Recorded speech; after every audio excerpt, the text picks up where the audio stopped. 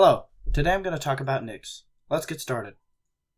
Nix is three things: a functional programming language, package manager, and operating system. You do not need to use the operating system to use the other two. The power of Nix comes from its reproducible builds and development environments.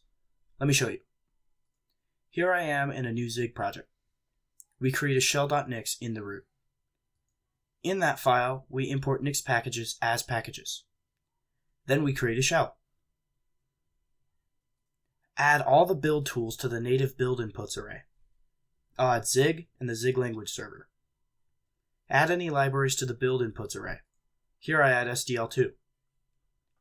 Nix has a packages repository with over 80,000 packages to choose from. Finally, run Nix shell to create a development environment. This will add the versions of the packages specified to your path in that shell. I hope you find this video useful. I'm trying a new animation style, so please let me know what you think of it. Next video, I'll show you a more powerful way to make development environments and reproducible builds with Nix Flakes. See you next time.